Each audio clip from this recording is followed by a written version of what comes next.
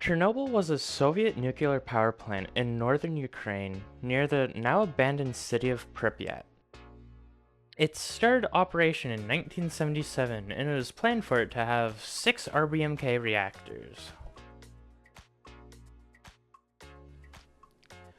The Soviets developed the RBMK design of nuclear reactor to be quick and cheap to build.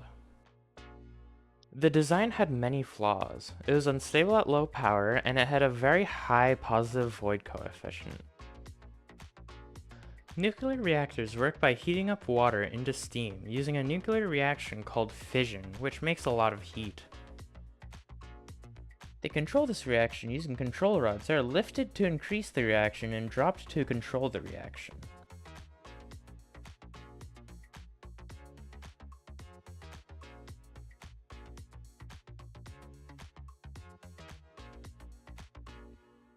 They were performing a safety test on April 25, 1986, which was supposed to start at 2:15 p.m.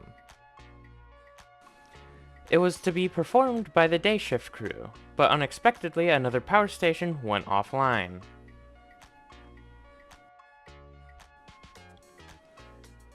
Chernobyl had to pick up their slack, which meant the test was delayed.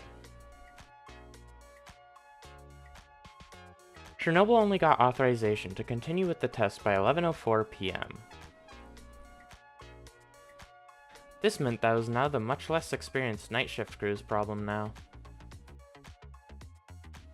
The night shift crew was only expecting to have to maintain pumps for an otherwise shut down power plant. Although Anatoly Dyatlov, the deputy chief engineer of Chernobyl nuclear power plant, and one of the authors of the test plan they were following, was there to direct the tests. Leonid Tuptanov was a 25-year-old senior reactor control engineer who was a part of the night shift crew that night. Alexander Akimov was a shift supervisor for that night shift. The night shift crew had very little time to prepare, and were not briefed. They were just following instructions on the test plan. By this point, they had started preparing to conduct the test. They were lowering the reactor power to between 700 and 1000 megawatts as the test plan instructed. By 12:05 a.m. on April 26, they had achieved a reactor power of 720 megawatts. But the power continued to decrease. Once the reactor power had reached 500 megawatts, they switched the reactor to automatic control, but the control computers failed. Tuptanov lowered the reactor power to stabilize the computer's sensors in an attempt to fix it. The result was an unintended, unexpected sudden power drop to 30 megawatts, a nearly shut-down state. The reason for the sudden power drop is unknown. In order to increase power, they lifted many of the control rods, and by 12:59 a.m. it had reached 200 megawatts. They continued preparations for the test even though they were 500 megawatts below the required minimum power in the test plan. They then activated 2 extra coolant pumps, which reduced power even further. To counter the power reduction, they removed more control rods and went below the limit of 15 inserted rods. Almost all 211 control rods had been lifted by that point. The reactor was highly unstable at this point. There was also a positive feedback loop that the night shift crew hadn't noticed. The coolant was being pumped too fast for it to be properly cooled, so it was pumping water that was almost boiling back into the reactor core.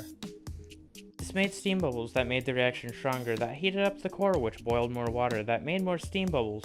I think you get the idea. 1:23:04 a.m. They begin the test. The steam to the turbines were cut off, and the backup diesel generators start. The diesel generators were supposed to have started by the time the turbines stopped producing enough power for the pumps by 1:23:43 a.m.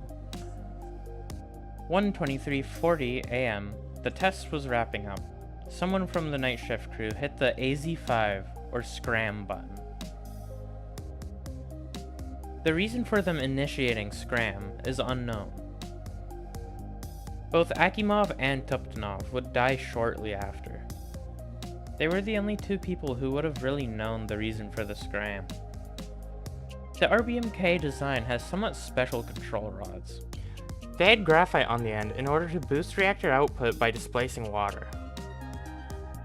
This means that scram, at first, can make the reaction stronger rather than shut it down. This is called the positive scram effect. It was known at the time that the RBMK design suffered from this. Countermeasures were never implemented.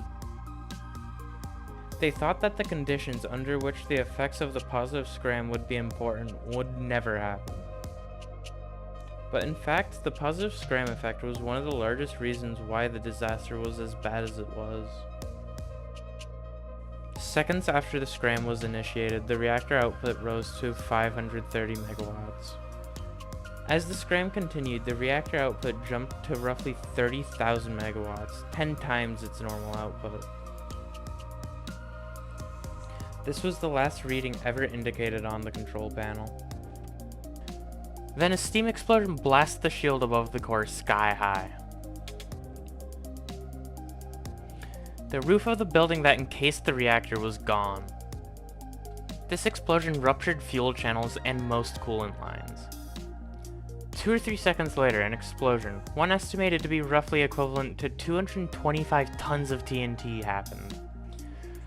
Pieces of the reactor core were sent outside the reactor casing and into the surrounding area.